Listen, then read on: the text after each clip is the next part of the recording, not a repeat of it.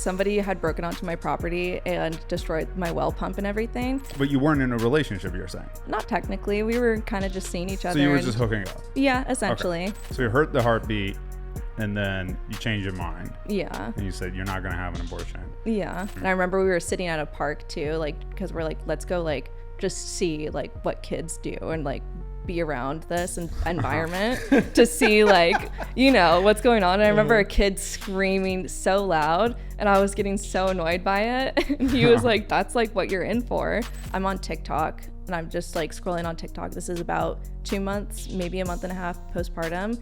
And then there's a video of him on TikTok coming out saying that he's gay. They were trying to prevent us from, you know, seeing everything go down. I honestly, like, looking back, like, he was a very, like, he was what? He was a...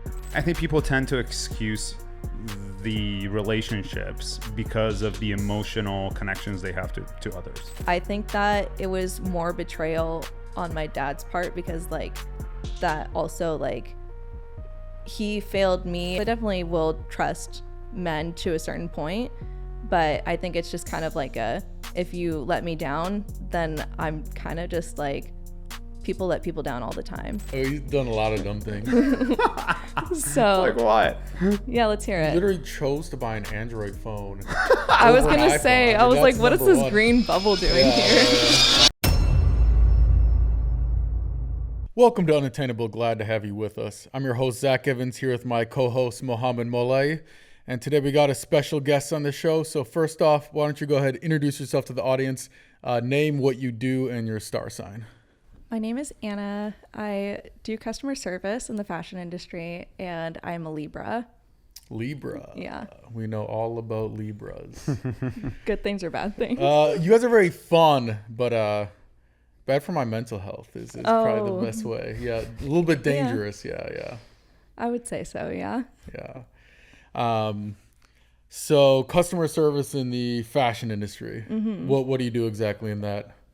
So, I mean, just kind of what you would think. I answer phone calls, emails, chats, SMS, WhatsApp, stuff like that. I work for a pretty, like, I'm not going to say who, but like a notable company that's like pretty popular down in LA too. So kind of just take care of everyone, make sure everyone has a good experience. So I don't know. I enjoy it and I get to talk to a lot of cool people. So yeah.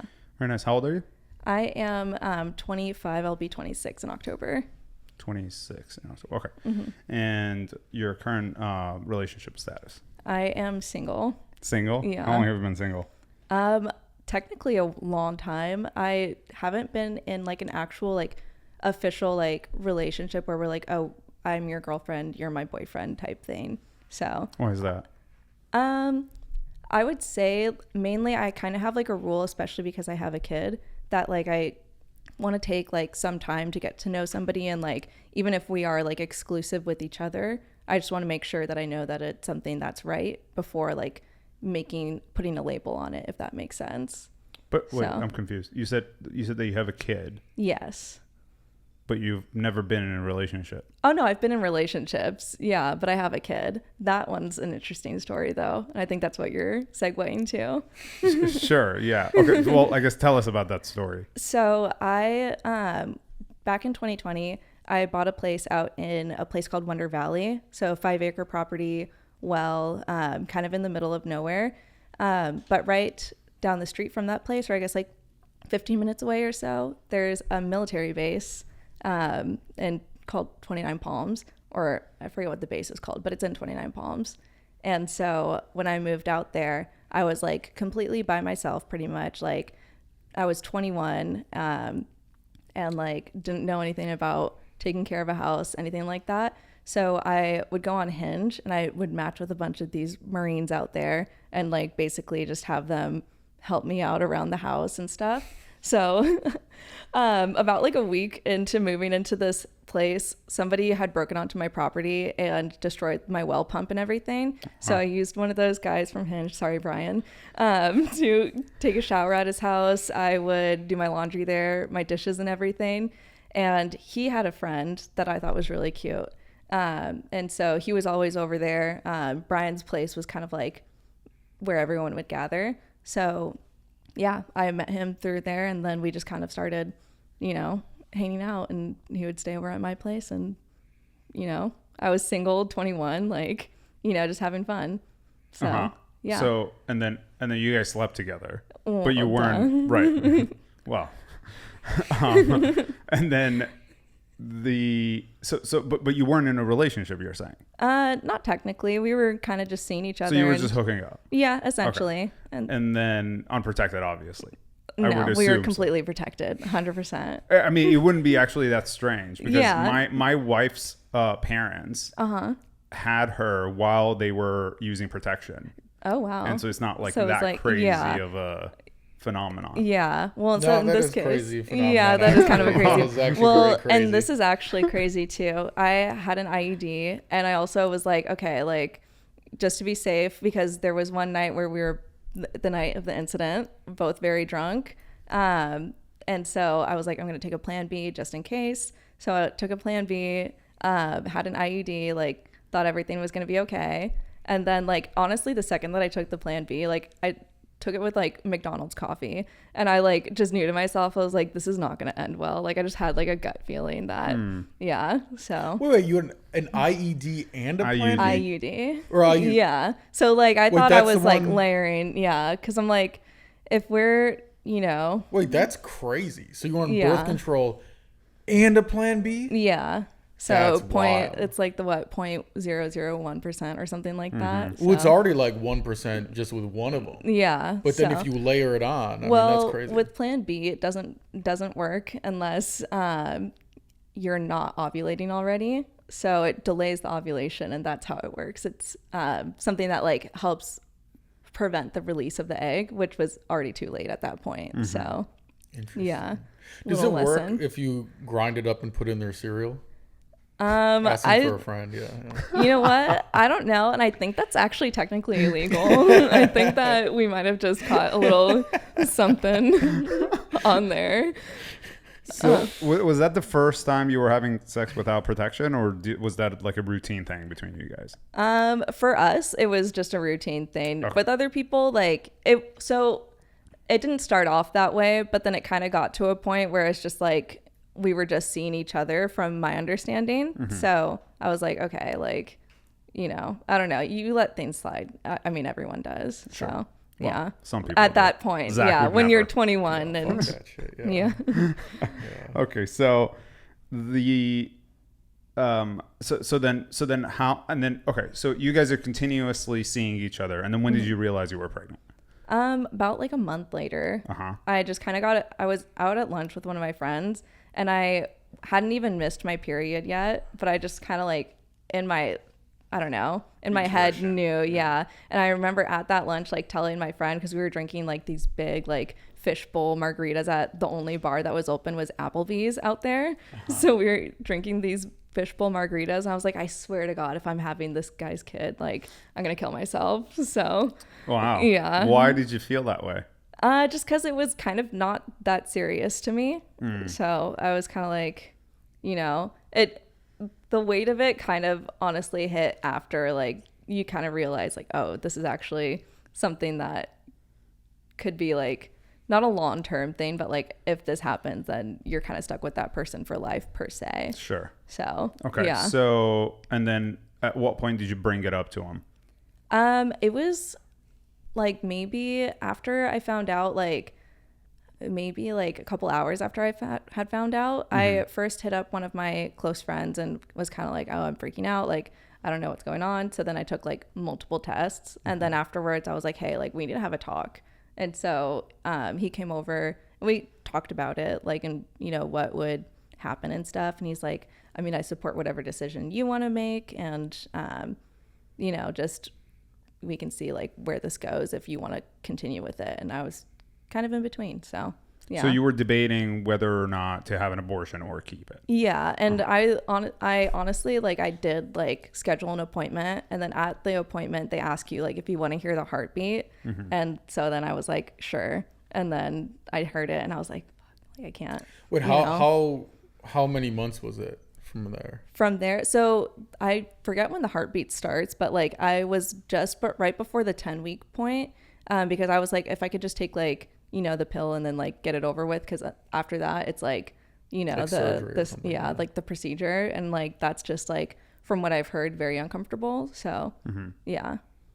So you hurt the heartbeat, and then you change your mind. Yeah. And you said you're not going to have an abortion. Yeah. You come back. Obviously, during this time, you're having a conversation with him, and you're saying, hey, I'm going to go have an abortion. And you decide not to. And then you tell him, hey, I ended up not having an abortion. Yeah. What was his reaction?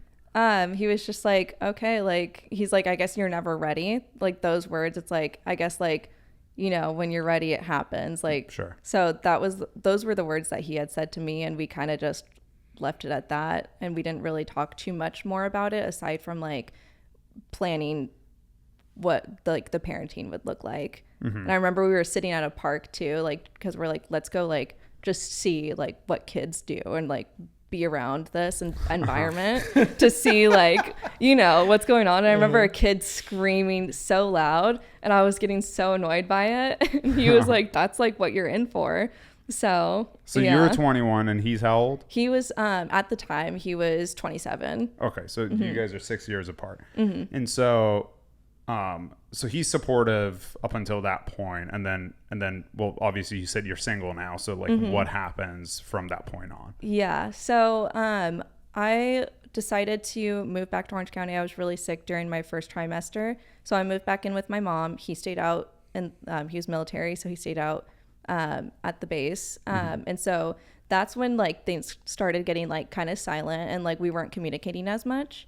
And then I give birth and everything. I forget what the question was, but what happened? What happened so between essentially us. Why is it that you're single? Yeah, so give birth, he was not present for that. And then because he was deployed, or he was just out, like, and so 29 Palms is about like from Orange County about 3.5 hour drive or so, right around there. So it's like there's no way that he's gonna make it out there, like at the time that. And I'm assuming like 5-6 years ago they didn't have the men is also able to take off for. Yeah, well, so that's one thing that I'm kind of now looking back at and kind of like, maybe he was just being sketchy. Wait, because I'm pretty sure if you told your boss, hey, like hey, the birth of my son, like, can I take off? I think they'd say yes. And there's more to that too that I can't talk about right now, but they're definitely, like, looking back, like it kind of felt almost like a not a setup, but so anyways, give birth, and then again, still not super communicating. Like, I'm busy with baby and like focusing on that, and I am reaching out saying like, oh, like he was born, all this. Fast forward, I'm on TikTok, and I'm just like scrolling on TikTok. This is about 2 months, maybe a month and a half postpartum, and then there's a video of him on TikTok coming out saying that he's gay. And like, to me, my heart just like was like, it dropped. I'm like, what is going on here? And then I sent it to him. I'm like, hey, like, what's going on here? Like, is this true? Because I'm like, this is something that is news to me. And he says like, oh no, like I'm bi, like, because I had to say that because somebody in the military was trying to blackmail me and yada, yada, yada. And I'm like, I don't think that you do that just because somebody's trying to blackmail you. I think it's something that you're doing for yourself. So I wasn't really buying that. And yeah, he just kind of insisted. He's like, no, it's just because of this reason. And I'll be down there again, and we're going to, make this work out. We're going to try and like go on dates and stuff, like, now that COVID, like, because COVID had been ending by the time I gave birth. So he's like, we're going to, be like a family, like we're going to work on it even if we're co-parenting. I'm like, okay, like that works, but I don't think that, like, I can't do that to myself where I can like see this thing and then I'm going to look dumb if I continue to try and make things work with him after he's already said like, oh, I'm gay, I do not like women, So, which was it was crazy. Why do you think he was actually lying about it? Or is he gay now? So watching his life, like, we don't really communicate anymore. Actually, at all, pretty much. I know from what I know about him and like things that he shared with me even before that whole thing is he had a really rough childhood. He grew up in Kansas, a very like conservative family. And so I think it was him like wanting to play a part that he was expected of him, if that makes sense. And then, you know, coming out for him like on TikTok on that, like I don't think he was expecting really anyone in his circle to see it. So yeah, I think that him wanting to do that, like he was just trying to again play a role that what he thought was expected of him. So okay, yeah. I'm very confused about this. So he comes out on TikTok and he says that he's gay. Yes. Verbatim. I mean, there's a lot more to it too, Sure. but yeah, that's pretty much, he said, I've been kind of going back and forth about it. He did have a following on TikTok beforehand too. He's like, I've been kind of going back and forth about it. And I just want to, you know, come out here and say I'm gay. Like I'm in the Marines, so it's hard to come out and say that. And so, yeah, word for word, I am gay. So. And then he tells you that he's bi. Yes. Okay. Now, you've obviously had sex with him. Yeah. Would you? I mean, I would say if somebody's getting aroused by a woman, right, can't possibly be gay, especially because you're pregnant by that same person. Yeah. Well, I mean, again, it's kind of one of those things where I am still like confused about it. Like, so I mean, his explanation of the fact that he's bi is that why is it that you're not buying that? I think mainly just the actions afterwards. He just like made kind of like no effort to really necessarily like make me feel like he wasn't, if that makes sense, or like that he was still attracted to me. Like it was kind of just like him focusing on like the words that he was saying, but not actually like the action behind it. Like, but is that more so because he had already checked out and he didn't want to have anything to do with you and the kid? It could be, yeah. Or because I think that makes more sense rather than the fact that he's fully gay as a result of the way that he's going about his life. It could be, yeah. But just in general, after kind of like everything settled down, like he hasn't been with a woman since, from my understanding. So, and I get a few people in my DMs asking me like what our relationship is too, because he doesn't know this either, but like I'm just like, so they ask me like, oh, like, do you guys still talk to each other? Do you, you know, have you done this and this and this? This is what he told me. So it's like, you know, I don't know. So, okay. So fast forward now 5 years, right? He's about 4 years. About 4 years. Okay. So 4 years later and he's still not in the picture. Yeah. So we initially were co-parenting and, well, I guess co-parenting is very loose term for it. He's very busy with the military. He was a staff sergeant when he was in the military. So he was in charge of a bunch of people, and had a lot of responsibility. So, my son lived with me like full time. We would go and do family things together, like pumpkin patch. Like we would go to indoor playgrounds, stuff like that, like Knott's Berry Farm, you know, family things. And then, I ended up going out to Kansas to meet his family too with my son. And then that's after that trip is when things started like kind of changing. And I think that he was asked a bunch of things by his family that I think kind of hurt his ego a little bit about like his involvement and like how much he actually like takes care of the son. And like when we first were talking about it, I was the breadwinner in the whole thing. So it was kind of like, you know, I owned the house. I, you know, made the money pretty much. So I was the pants in the relationship. And so I think him realizing that I like had the pants and he couldn't answer these questions in the way that he would like to his family. I think that kind of bruised his ego a little bit. And then also that's another kind of reason why I think that he was gay is I think he also realized he's like this family life, you know, with me going out to meet his family, like that's something that his family really wants for him, but maybe not necessarily something that he wanted, you know, like the not husband wife, but like guy and girl, if that makes sense. Sure. Okay, so you mentioned that you bought your first house when you were 20 years old. So 2021, yeah. So it was actually really easy. I think that a lot of people, especially 2020, like interest rates were so low that I think people just didn't really, realize that they could do it. I was also working in sales at the time. So had my commission checks and everything coming in. So I was kind of balling. Yeah.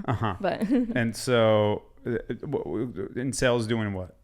Just honestly, I was selling furniture. And so, but I live in Orange County and, obviously there are a lot of big houses. I was also down the street from the Chargers practice stadium. So anytime like a rookie would come in, they move into the apartments that are like right down the street from the Charger stadium. And I knew like their agents and stuff like that. So I'm like, hey, tell them to hit me up. Connections. Yeah. Okay. So then you ended up, but then why let that go and then buy this property in the middle of nowhere? I honestly just kind of had a mental breakdown. Like I was like, everything's moving too fast. I need a change of scenery. I am really into art. So I wanted to go out there and paint more, just like do my own thing. I knew like what I had like in my investments and stuff like that. So I was just kind of like, it was a low enough risk to where I knew that I could do it. Cause like my mortgage was only like $800 a month. So it was kind of like, and I have free water. Sure. So, up until somebody broke in. Yeah. Well, and I got it fixed too. My warranty covered it. So yeah. That's good. How did it feel at that point being a 20-year-old and owning your own property? It was sick. It's definitely a life lesson for sure because you kind of I don't know if you own anything or like, I own just this hat. But like the maintenance and everything and trying to keep up with stuff like that. It's 10 times harder out in the desert because you have sandstorms. It gets really cold and then really hot. So the pipes are always kind of like, messing up and whatnot. So, it was definitely a lot of like, kind of like an eye-opening experience on just the responsibilities of an adult and like what our parents, did growing up.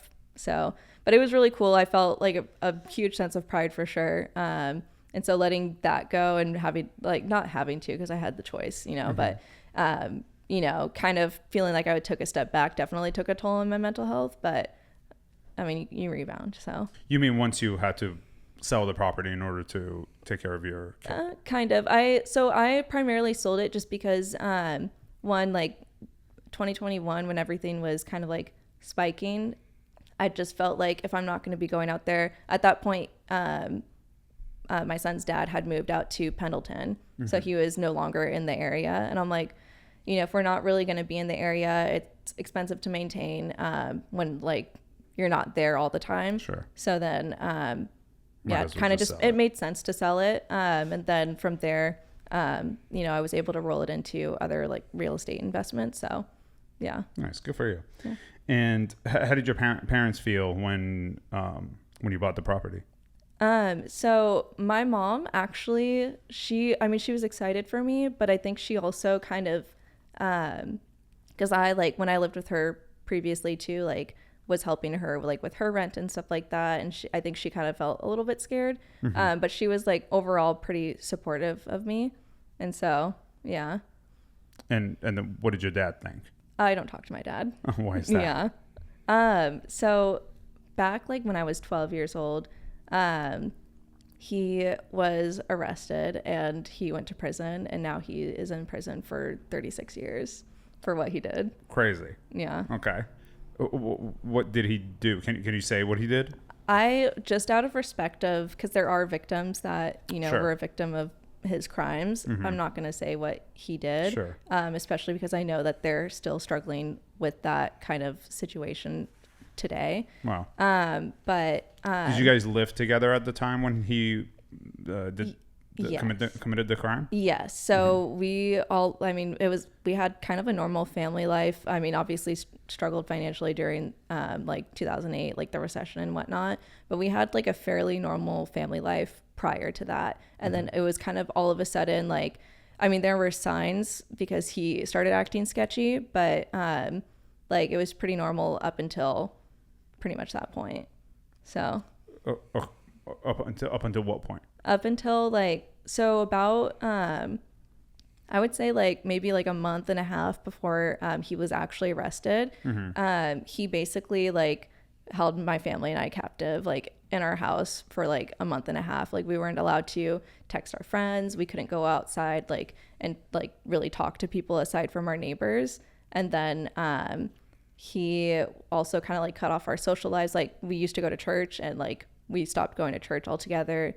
And then like my parents like were sleeping on separate rooms and stuff like that. And so we had no idea what was going on, but it was kind of just one of those things where we're like, something is up, obviously. So he held you captive, meaning like you couldn't leave the house? Yeah.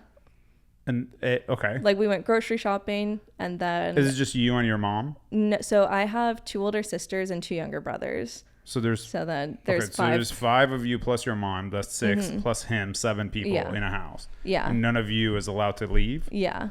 Uh-huh. And he worked from home doing his business and whatnot. I don't even know if he was doing that at the time.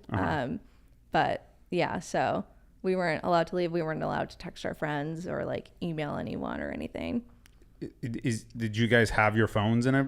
We had our phones, but they had like a parental controls on them, so no internet access or anything. Okay.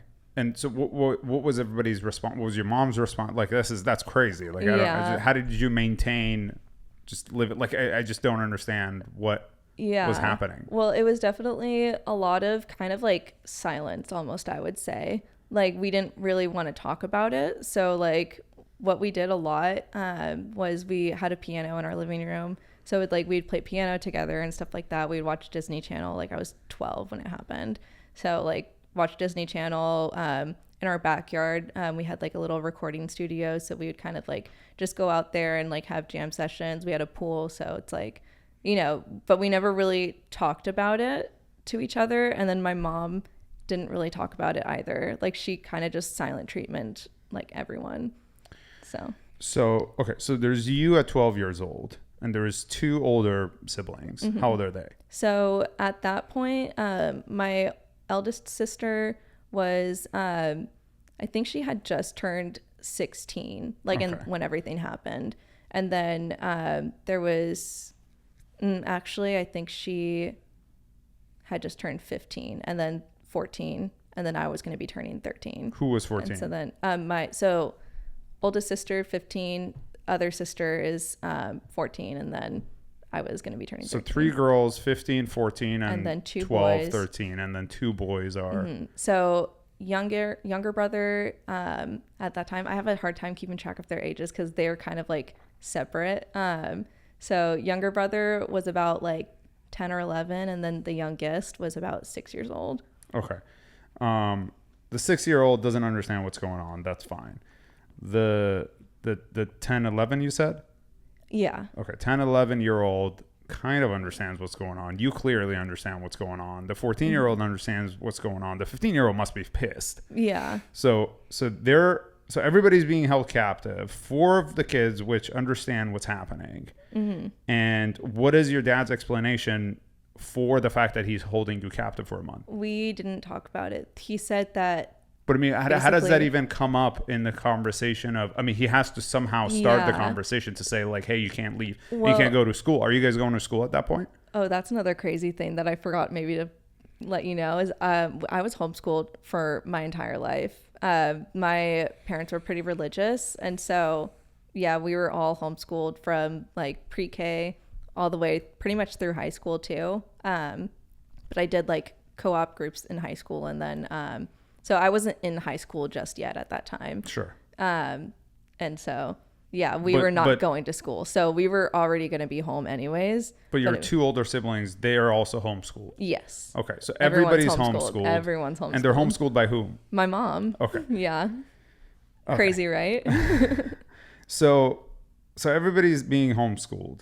And then your dad all of a sudden comes and says... Okay, the normal things that you guys are doing outside of the homeschooling, which is like you go to church, you go to the grocery store, you go to this, blah, blah, blah. You can't do it. Yep, Pretty much. And nobody said why?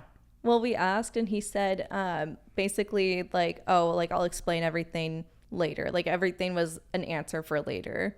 So and that's just when you're not trying to face the fact that, you know, something's going on and you're not going to get out of it, then that's like, you know, your answer is sure. It's gonna come out. And I'm assuming because you guys are at that point were more religious and conservative, that him being the head of the household was sort of the role of the fact that you would have to listen to him regardless of what's Pretty going much. on. Okay. Yeah. Okay. That makes sense. So then one day the cops come knocking. Is that how it happens? And everybody's at home at that point? We were all at home, and it was actually in the middle of the night. And so, yeah, they came knocking like at the door. Like they can't just show up like during the day like normal people. Well, I think it was mainly because they knew that, you know, he had kids, and I think they were trying to prevent us from, you know, seeing everything go down.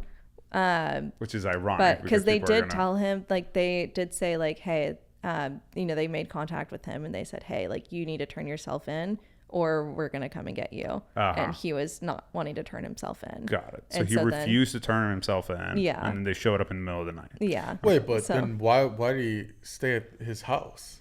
I think that, so we were making plans, and I use that very loosely because I honestly, like looking back, like he was a very, like, he was a pussy. Like he was what? He was a pussy. Like he wasn't like, he was not a man. Like he could not take accountability for his actions. And so I think he thought that he was going to somehow plan his way out or talk his way out, because that's kind of how he grew up. And like, I think he thought that he was he thought he was going to finagle the system. Yeah, I think that he thought he was going to find a way to talk himself out of it or explain his way out of it or something. So, yeah, I don't think that he really realized that he was actually going to, you know, go to jail.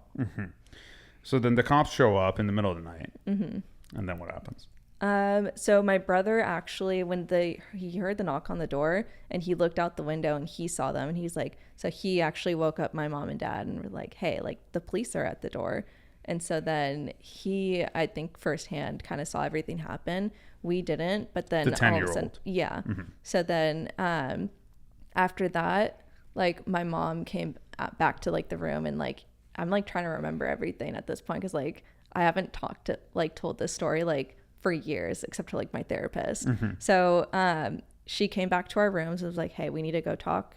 So we went and talked in her room, and she said like, yeah, your dad's arrested. Like he's going to jail. I don't know if he's going to come out. Like, I don't know what the situation is going to be, but he's probably not going to come back for a very, very long time. And we kind of just like, you know, obviously we're crying and we're like, what happened? Why? Like, what's going on? And she explained it to us, and to us it was kind of just like, whoa, like that's crazy. I didn't know that this person was capable of that.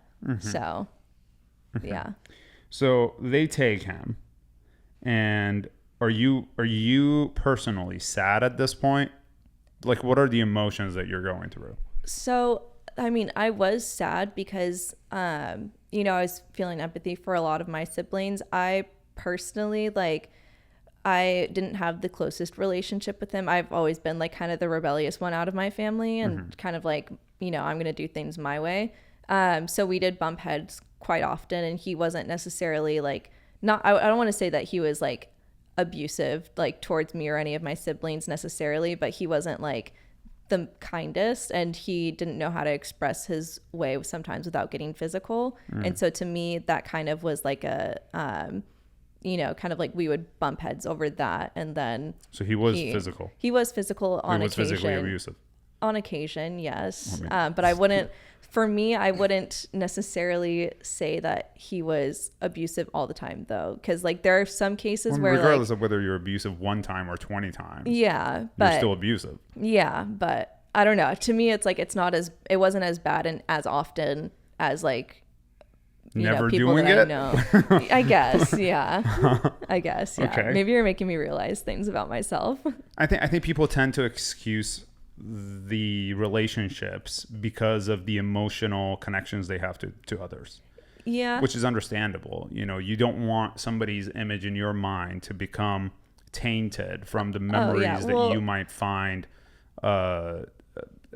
your happy days or your happy moments. Well, and I think mainly for me, because it's already tainted already, like knowing everything. But I think for me too, it was just like, because it wasn't like a every weekend or even an every other weekend or even, you know, once a month type thing. Like to me, it was just kind of like, you know, you get in a fight with somebody once every like 6 months and it can get escalated, but obviously it shouldn't cross that point.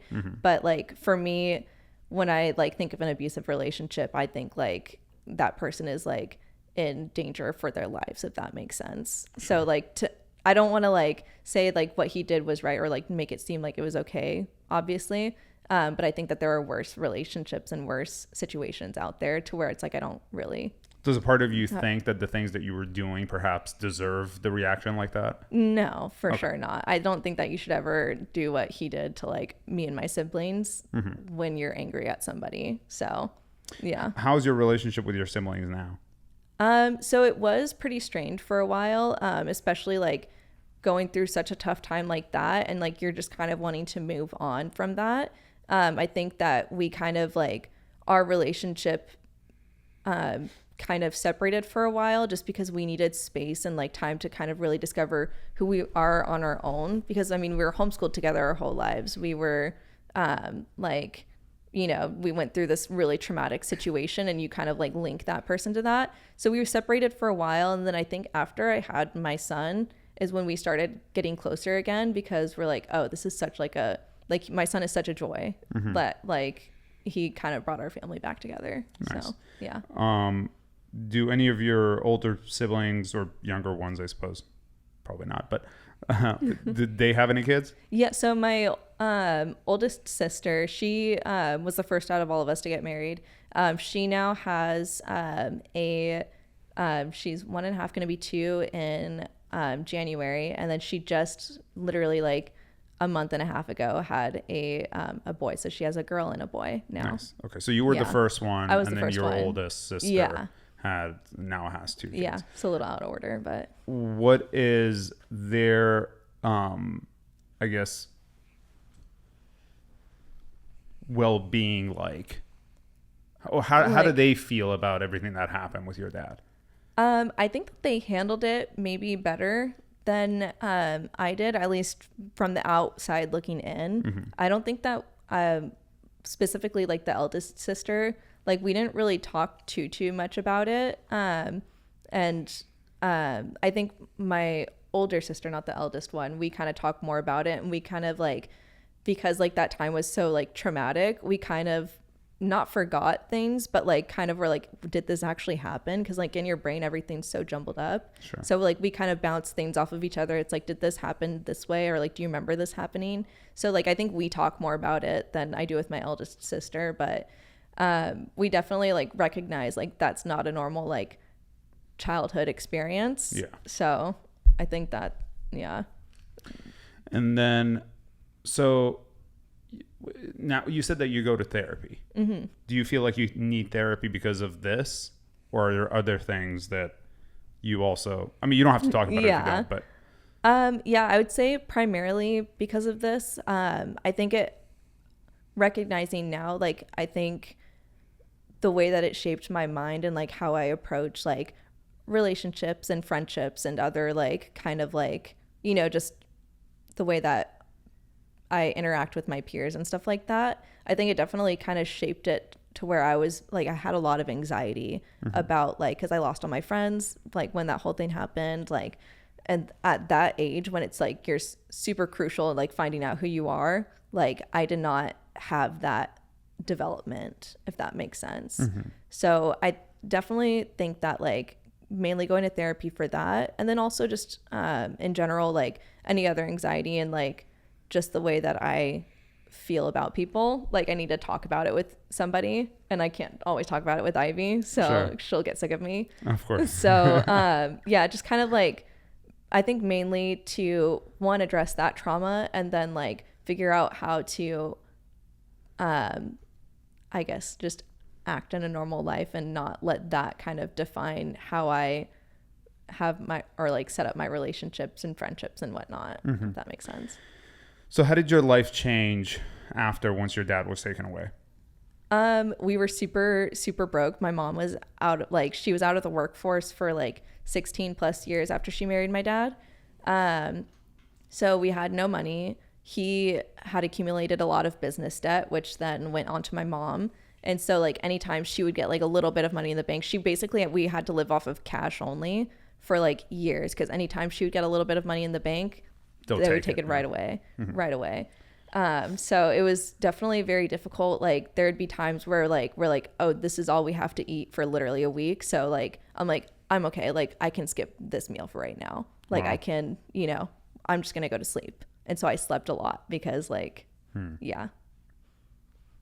And then did you start going to school, or were you guys still homeschooled after? So we were still homeschooled, but there are programs through Biola University, obviously Christian University, where you can do co-op groups. And basically that's other homeschoolers. So coming together, and then, you do kind of like a hybrid class thing where you go in twice a week. And then it was mainly, we did it for science because my mom didn't want to keep like frogs in the fridge and stuff. And so the homeschool programs, like you still do that. So you still dissect things, you still, do other experiments and stuff. So, we went to do that. And then through another private Christian school, I did sports. So I did cheer with Ivy.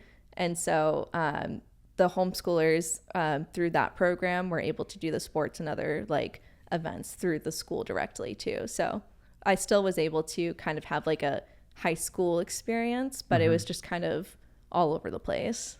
So you started doing cheer, but how could you afford cheer?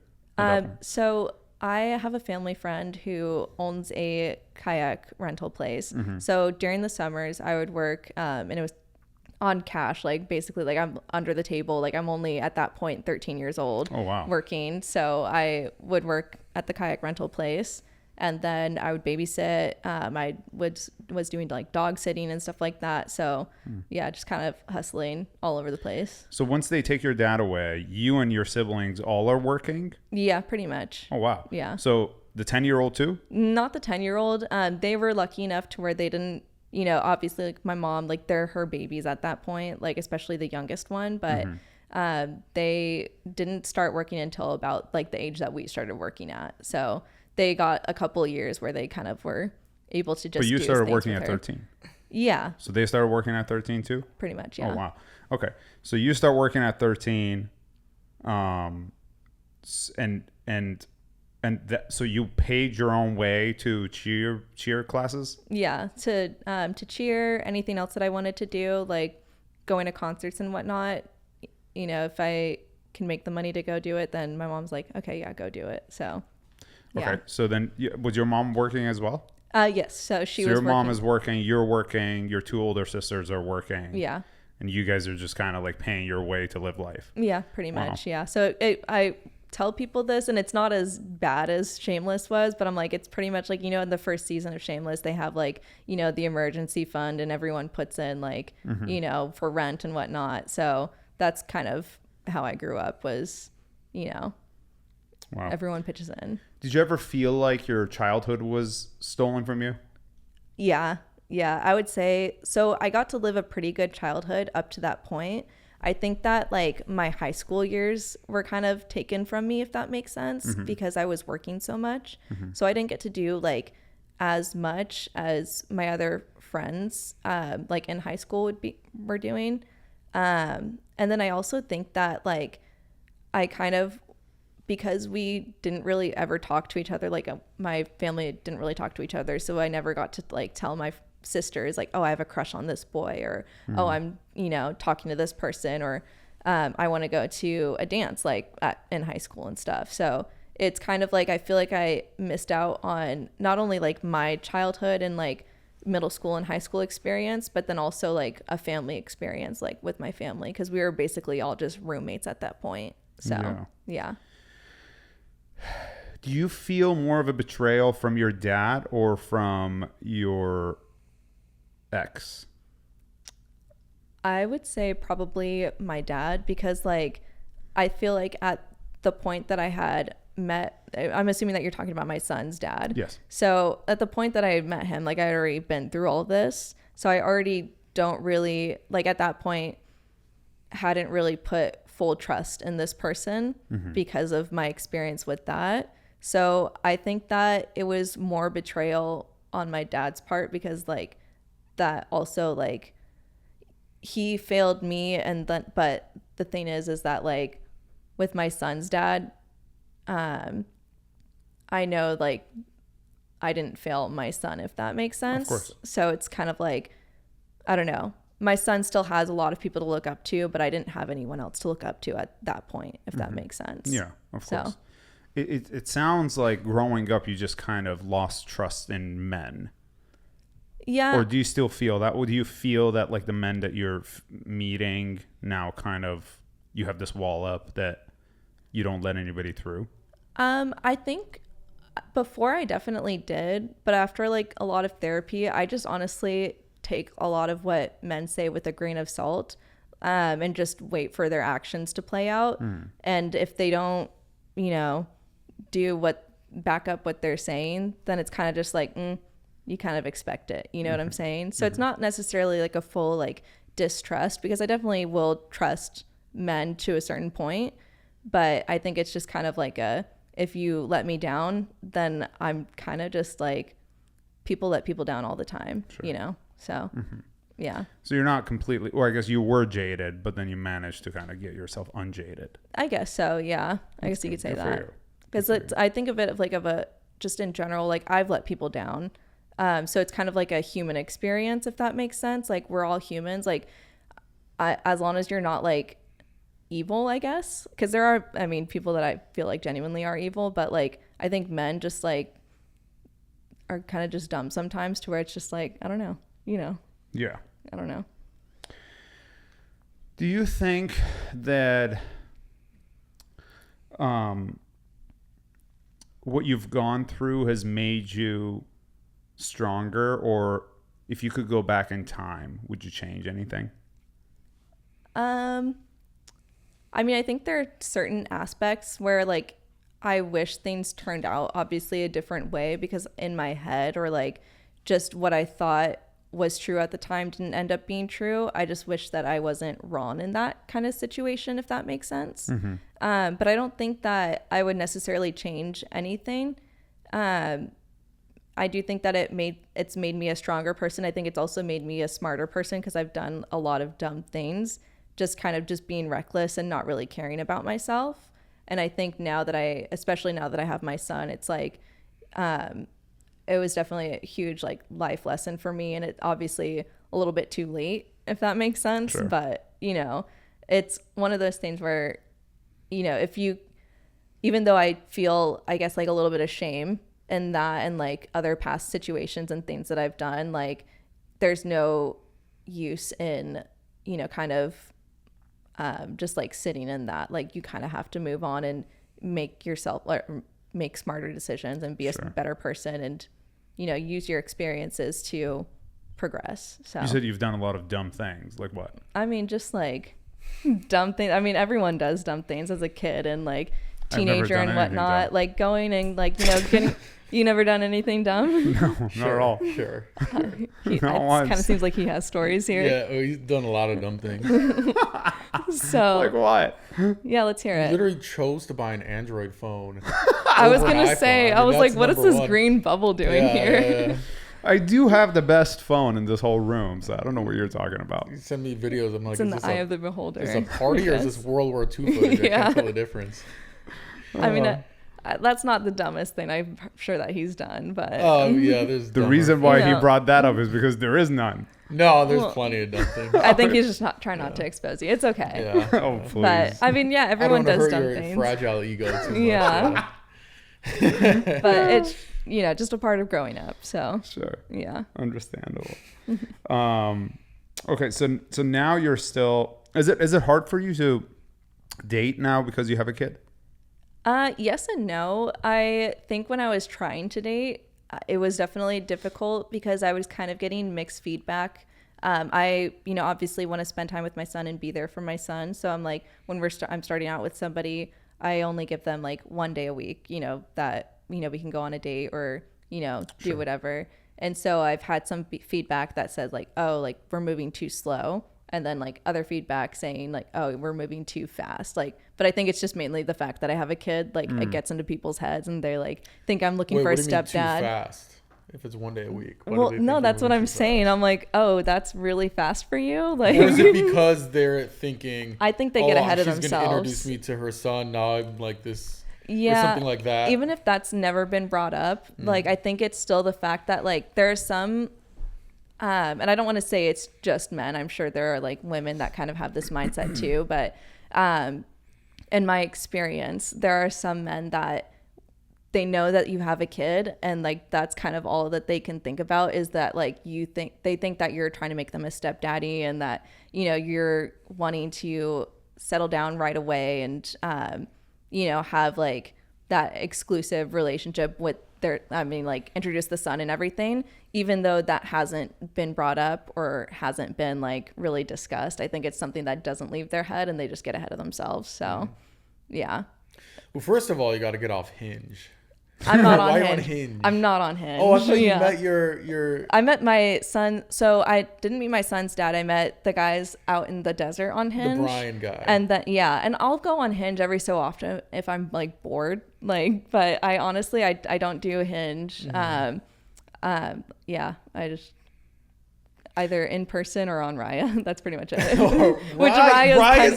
Ryan hasn't been relevant since 2004. Well, the thing about Raya though is that like, so I have properties out in the Midwest. So if I'm going out to the Midwest, like you have like your little map there. I'm going out to the Midwest. Somebody else is out in the Midwest. I'm like, oh, hey, like let's grab drinks or like, let's go do this. Like, making connections. I've met a lot of really cool people on Raya and I'm still like friends with a lot of the guys that I met on Raya too.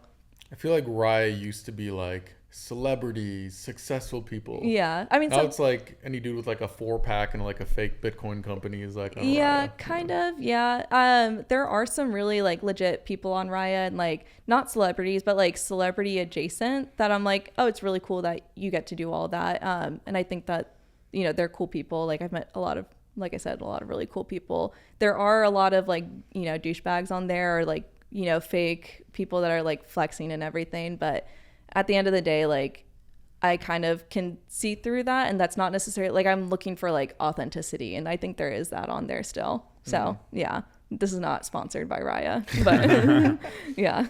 Do you think you're going to be single for the rest of your life? So that's something I talk about in therapy because like for me, I'm kind of chilling doing what I'm doing. So when I approach dating, I am not necessarily approaching it for a long term. And I don't know what a long-term relationship looks like for me with my kid involved, if that makes sense. So I don't want to say like I'm never going to get married because I don't trust anyone or anything like that. It's just that I don't think I've met the person that like changes my mind in that aspect. So like when I'm dating people, it's kind of just for me. And like, when I have my nights off, then like, I don't know, I want to go do something fun or I want to feel, affection and attention from somebody, if that makes sense. And I'm not using them because obviously like, it's just like a, well, everybody's using each other. Yeah. It's just like, company. So yeah. Do you, is your mom still single since your dad went to prison? No. So she is, I think they're in talks of actually getting married now. There's kind of like, obviously with the debt that my dad left my mom in, there's kind of like, some hesitation issues with that. Yeah. And so she has had a boyfriend since right at the beginning when I found out I was pregnant. And he is now like very close with my family. Like he's my son's grandpa essentially. So I don't think that they're ever going to break up, but yeah. She has been dating. So then if there's hope for your mom, there's hope for you. Yeah, no, exactly. And she was single for years, like, I mean, years and years and years. So it's kind of like, you just, when it's time, it's time, Of course, yeah. So, yeah. Relatively she's older and she has more kids than you, so. Yeah, so, yeah. She found love, it seems. Yeah. That's crazy. No. I guess it makes sense, but it's like, crazy that if you're married to somebody and they rack up a bunch of debt, then you have to pay it back. Yeah. Oh, if that they're in happens even jail. if you die. Nuts. It happens if you die. It happens in jail. And If you die, it's who you're married to. Like, it can't go to like your kids, can it? Yeah, it could, It next to could. kin. No way. Yeah. That's fucked. Yeah. Yeah. That's so fucked. So if I die, let's say for the sake of this conversation, that I die and I wasn't even married, then the next person in line who's like in charge of my will, then that person is responsible for all my credit card debt, my everything. Seriously? Yeah. So you can just rack up unlimited debt, And then die. and then your kids have to, or however, your brother, What a your way to live, fucking right? best friend has to take care of it. I put your name Yeah. on there. That's So it was wild. like Zach. Yeah. Man. So I do it for you, Mo. I Zach do it gets for all you. my debt. Everybody else, all the girls get all my. yeah. Right. Wait, what? Couldn't you put your enemy on there? Why wouldn't you put like your sworn enemy? I guess actually a that's good actually. idea. Did we just figure out a hack? Yeah, that might be a life Loophole. hack. Yeah. That was Crazy. actually funny. Yeah. Wow. You had a very amazing, interesting life, it seems. Heavy. All in the same realm. Yeah. Wow. So, yeah, kind of crazy. Yeah. How are Yeah. your younger siblings doing? I think they're doing better now. We actually, and it was funny because we were, I was just talking with my brother. He was drunk, like my youngest brother. And he was like, yeah, growing up, like I remember seeing mom cry and stuff, like because of everything that was going on. And he's like, I just didn't feel anything. Like I would hug her and I didn't feel anything because I didn't really understand. And he's like, the first time that I realized that I had empathy was he was watching Dexter. And he, you know, like in Dexter where like his mom is like getting tortured and Dexter's like crying. This is like when he was like younger or something like that's happening. And he like saw that little boy crying, and I think he probably saw himself, and he like started like feeling like sad. And he's like, that's like when I realized I have empathy because I felt sad for this boy in this show. And so he was like, what, I think like 19 at that point when he realized that he had empathy and like really addressed his feelings. But we've all been through therapy, so I think that like in our own separate, you know, journeys, I guess. So I think that definitely like we're able to handle things a lot better than we used to. So yeah. Interesting. Very interesting. So when was the last time you dated someone? Like dated as in like not long term, but like went on dates with somebody? Yeah. Or I mean, I don't know. It's interesting because I feel like you were kind of I'm just very like, ambiguous about it. yeah, you're just kind of Yeah. like all over the spectrum. Yeah, I kind of just decide like, you know, I'll go months without dating and then, you know, start dating again. So I think the last time I wouldn't consider it dating because like on the first date per se, we were like, oh, this is just going to be like a casual thing. And I'm kind of like, yeah, cool. You have a beach house. Like I'm down to do casual and, you know, hang out at the beach house. So that was back in like late April, early May. And then he ended up going on a trip with his family. Like they went on like a month-long trip. Like his dad works in a government that I don't think I'm allowed to talk to or like talk about. So they went out to Geneva for about a week for whatever that conference. I don't know if there's a conference out there, Geneva but conference. yeah. So they went out and did that. And then they went to Italy and then like a bunch of other places. And then after that, like he was kind of like, oh, I feel like you want a relationship, even though we didn't really talk the entire time. He's like, I feel like you want a relationship and I'm just not ready for that. And he's like, he was Middle Eastern. He's like, if I'm ever going to marry somebody, like they have to be like within my like Religion. religion and race and whatnot. And I'm like, we didn't even discuss that necessarily. So I'm like, something must have happened while he was gone. And he was just like, over it. And I'm like, okay, I have other options too. So Like on Raya. well, Fire up Raya. not Let's even go. just that. I'm like, there's just like, I mean, you know, girls always have like a little waiting list. So it's just like, oh, you know, go to the next person. I did kind of do a little like get back at him thing because I started talking to / seeing a guy that he was really into cars. And then this guy was a pro driver. So I'm like, okay, kind of, you know. So then Little did you spite. like, post the guy in your story so that he would like see that you were the pro driver? Kind of, yeah, like on my Snapchat story, just kind of like, and then we went to an event for that thing. And so like, and I posted on my Snapchat, I'm like, oh, like passenger princess things, and you know, just like finally with a real pro driver, with a real driver. And I'm like, he drives a better car than you, which I mean technically does, but I wouldn't never say that to him directly. Yeah, just on the Snapchat story. Yeah, at least I think it's a better Sneak car. disses, like yeah. I can't tell, I don't know the difference, but I'm like, yeah. Do you, so given your childhood trauma, do you think that women should submit to men?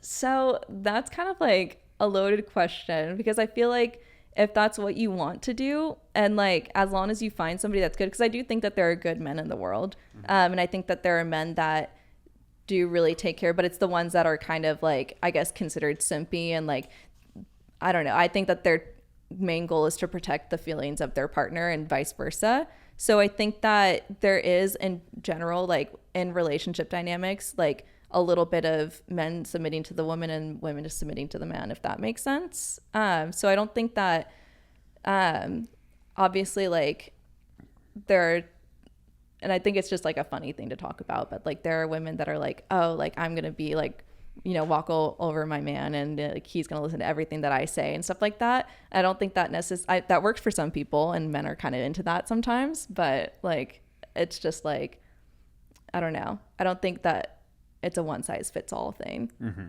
But it sounds like you don't like the simps, the simpy guys.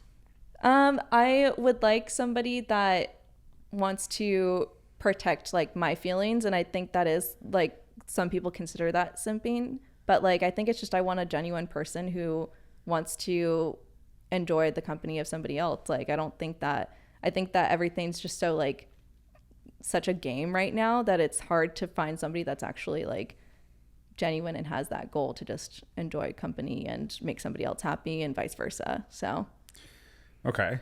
So I think based on that, I know the answer to this question, but I'll ask you anyway. Would you marry a guy who's rich and buys you everything and gives you everything, but cheats on you? Or a guy who's broke, has no money, you'll have to take care of him, but is loyal?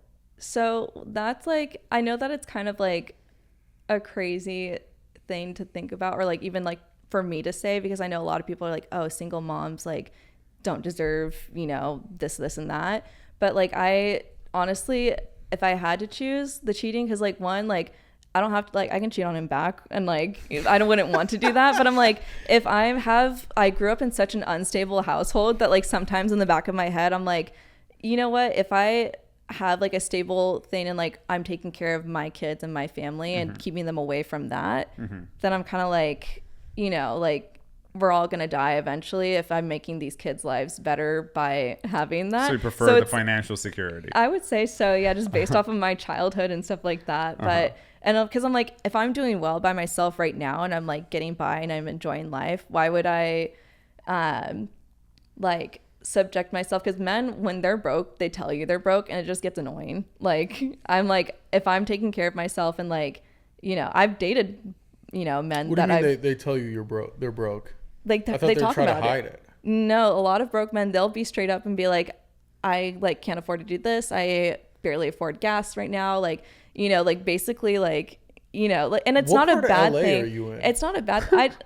Everybody that I know that's broke in LA pretends they're like the most rich. Well, yes and flexes no. all their fake stuff. Yes and no. I think it's like, I don't know. I'm just like a very like open person. I'm like open to hearing people out and stuff like that. So I think when people like, you know, recognize that, they're more open to like, they feel you comfortable know, yeah. to like open up and like to me, it's like, I don't know. Like I know that I'm getting by and I have a kid and they don't have a kid. So I'm like, you must be making some really bad financial decisions to be at this point, you know?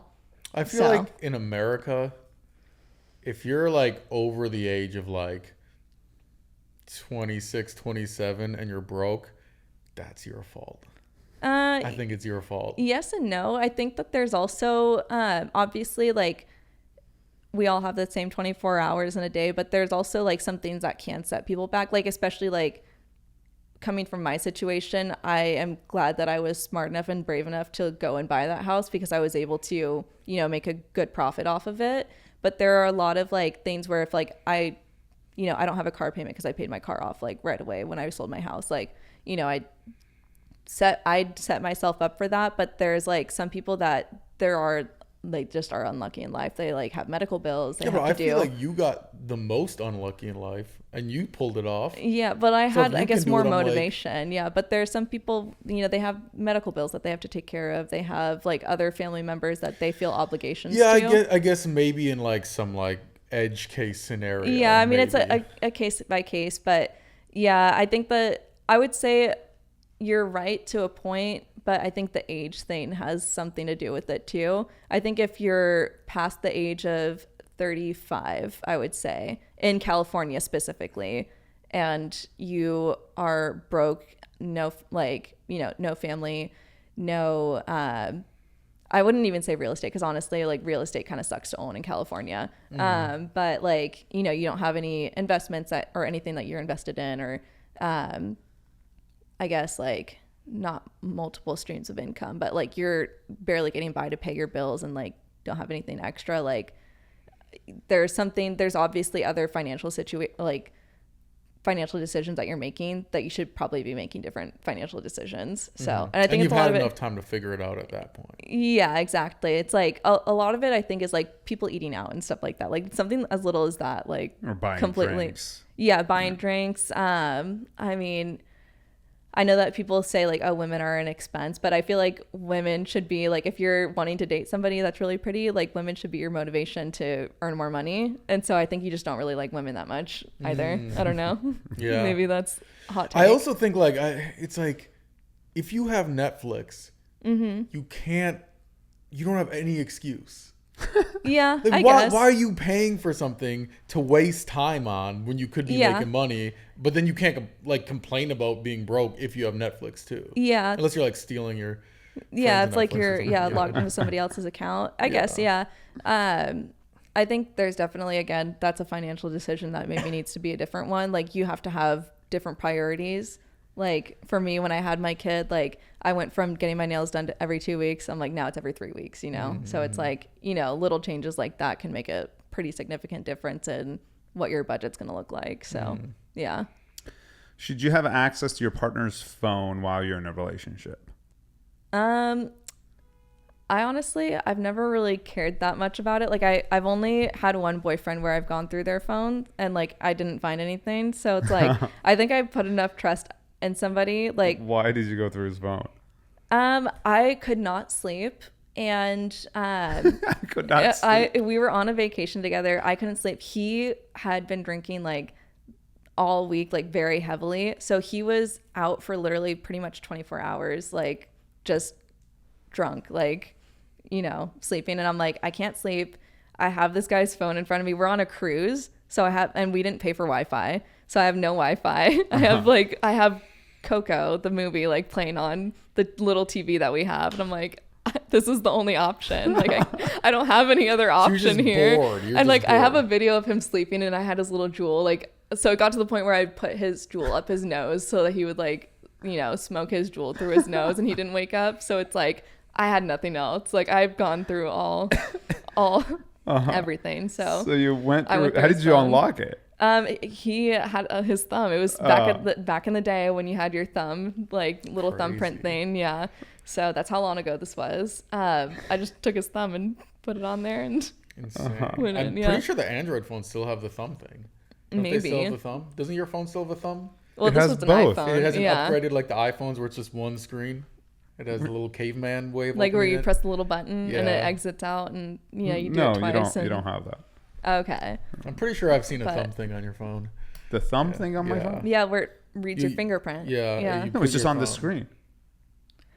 Yeah. Okay, I guess, yeah. But this is how. But back in the day, you guys are like living in caveman times. Yeah, but we don't need the thumbprint anymore, so we don't even have to put it on our Face ID. So, but yeah. Anyways, only time I went through it. The only thing that I found was we were kind of had like an age gap. Like I had just turned 18, so it was kind of like people are like, hey, like did you check her ID for sure? Like stuff like that. Like his friends like kind of being like, bro, this is a little interesting, like it's a little weird. How old was he? He was when we first started dating, he was like 22, and Oh, then that's yeah, so it wasn't but you're super. saying for like Yeah. statutory Well, stuff, yeah, that that, kind of and thing. then also like obviously I'm not of legal drinking age, and so then like if we're gonna go out with him and his friends, like I have to have.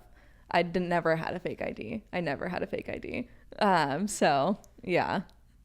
And so this is the guy you were taking care of, or No, you said no. that you were taking care of someone. Oh no! So after this guy and I broke up, and I started. I hate this story so much. I hate it so much. I started dating a coworker who had gotten laid off from our work. And we started off as friends, and then things like started progress because we were spending a lot of time together. And so he was one about my height, so already like kind of going below because my ex was like 6'2" or 6'3" or something like that. Obviously didn't have a job. His car had gotten impounded, so I was driving him everywhere. Like didn't know how to cook his own food. Like he couldn't get his own food because he didn't have a job. So he literally would be home like at his apartment playing video games, and every so often we get his little unemployment check. And so I was again like kind of like supporting him. He's like, oh, I'm like 600 short on rent. Like I'm like, okay, I can spot you your money for rent. Or like, oh, like I'm really hungry. Like, can we go get something to eat? And he knows I'm going to pay for it. Mm-hmm. So like we go and like we do that. Or like, I remember we went to Target because he needed to get a new video game controller. And he did like the broke boyfriend hug, like, the behind hug when I was paying and stuff like that. And then at one point he was like, oh, like, let me use your card to pay. Cause like, it was just like, it was the classic like broke boyfriend thing. And when we broke up, this is the funniest story ever. To me at least, just because it's just I'm like, why am I the man here? We were driving by a Dairy Queen. He's like, I haven't been to Dairy Queen forever. I'm like, oh, we can stop by, I haven't had it in forever either. And so we go in. I am not planning on getting anything. He's like, he orders and then he goes, what do you want? And I'm like, oh, I'm good, like I'm not gonna get anything. And he knows that I'm about to go bring out my card to pay for just his ice cream. And like he gets like so upset about it. He's like, why did we come here if you didn't want to get anything? I'm like, oh, I could just have some of yours, it's fine.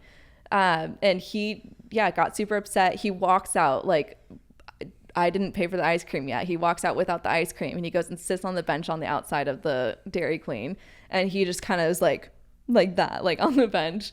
And like we just start fighting. Yeah, he's like sulking. He doesn't have his ice cream. Like he left without it. Like, and so I pay for the ice cream. I bring it out there and I'm like, hey, like what's going on? He's like, he was just like, you don't know like what it's like to be me and yada yada. I forget exactly what our whole fight was, but like I'm like, bro, like you kind of suck. Like I'm paying for everything. Like why are you complaining? So did this guy have like huge giant biceps and like no, that's the thing. Pack? It's just I was just lonely. I had gotten out of a relationship and I just was like, would you this set person up a I'm tripwire? spending, Just whoever trips over it, just sure. I guess so. Yeah, pretty much. That's crazy. And so that was very short lived. That was like literally like maybe a 2-month long thing, and then like. He broke up with me too. Like he ended things with me because he was just too insecure. Like he couldn't handle it. Things with you? Yeah. I bet he ate ice cream out of a cone. Did he eat ice cream out of a cone? No, it was out of the bowl. Like he was okay with the bowl. Okay. Yeah. So the broke guy who was using you for everything and was getting money from you to live his life broke up with you because what? I think he was just insecure. Like he just knew that he didn't have a lot going for him at the time, and he was just like, I was being too nice, I guess. Like I was being too generous with my time and money, and he just couldn't handle it, I guess. I don't know. That's my assumption. And he didn't tell you why he was breaking up? I mean, I don't like, how did that breakup go? He just said that like, this isn't working anymore. You need to go back to your ex and yada, yada, yada. Because like my ex would pay for everything for me. Like I honestly like kind of got a restart with that ex because like when I first started dating him, like I was just freshly in college, like $3 in my bank account, and like this guy would like send me money to get Postmates and stuff like that. Or I did not have a car at the time, so like he would drive me places like if I needed a ride somewhere. So it was just like this person was supporting me. So then I kind of took that and brought it into my next relationship because like I care about this person, and I think that he was just like felt like either he wasn't deserving of it or that I deserved to have that kind of thing done for me. I don't know. But anyways, he broke up with me, and then he ended up moving back in with his mom, and then finally, like years later, paid me back for the rent that I spotted him on. And then on his own, or did you ask him? I didn't ask him where he got it from. But did you ask? I did ask for it, Okay. yeah, because I had beforehand, like after we broke up, like asked him for it, and he like never responded. He ghosted me and everything. And then he actually ended up hitting me up on Instagram again when he saw that I had bought my house. And so I think he was just kind of like, oh, this girl is like balling it. And so like he was like, can we like talk and stuff like that? I'm like, can you pay me back this like $600 that I've like lent That you you for owe me, rent? Yeah. And he's like, yeah, like, would I want to give it to you in person? Gave it to me in person, and then he was like, I feel like we can be friends again. And I'm like, I don't. I think you're going to be out of my life forever. And he has been. What was his response? He was just like, okay, if that's what you like. He thought he was going to like, I would eventually would come back break, to him. but Yeah. I'm like, no, there's nothing to come back to, literally. This is why we need more bullying in schools, I think. I don't even Like- think it's a bully thing. I think it's just like you need to learn life lessons and actually like take but I'm your saying, like, experiences. And If he would have got bullied a little bit, I'm not saying like shoved into a toilet or something like that, but like bullied a little bit, like people making fun of him for like being broke all the time, well, then he would have been like, I oh don't fuck, I think gotta make that's- some money, you know? Personally, I don't think that's the solution. I think, at least in high school, no. I mean, if his peers at work maybe were like making fun of him for being broke, that's a different story. But I think high school, like, because you don't really work in high school I necessarily. guess, yeah, maybe not in high school. So but- as an adult, maybe yes, but I should have bullied him more. Maybe I should have pushed him harder. I don't know. Although he I'm probably not- would have just broke up with you earlier then and Yeah. still done the same thing. Maybe. If I was like, no, we can't get McDonald's tonight, then you know, punish you. yeah, we need You to can get stay home McDonald's and eat. if you fill out 3 job applications. Yeah, exactly. Exactly. So I don't know. He did help me with my math homework. So that was the one thing that he contributed. He was really good at math. That's nice. Yeah. So yeah. What's the worst sexual experience you've ever had? Oh God. I'm like, I think as of recent, should I tell him about Stanley Cup or should I tell him about Golden Goose Guy's house? Tell us about both. Okay, so I mean, I guess we'll start off with Golden Goose. So I was dating this guy. He had in his room, like his room was huge, but his windows were like floor to ceiling, like completely open. But his backyard was like pretty like secluded and stuff. Like it was pretty well hidden. We were, doing it in his room, and his gardeners go into the backyard and you can see like everything, like because it's like a huge wall with just all windows, like everything. And I am in a position where I'm not able to move, and I just look kind of back into a mirror that's on his wall, and I make eye contact with one of the gardeners, and I'm like, fuck.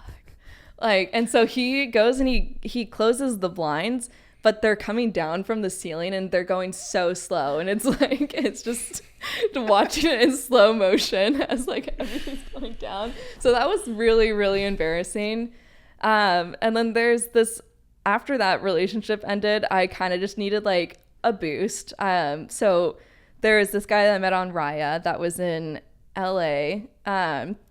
And I mainly, and he knows this too. So like, I feel comfortable saying this. I won't reveal anything else about him.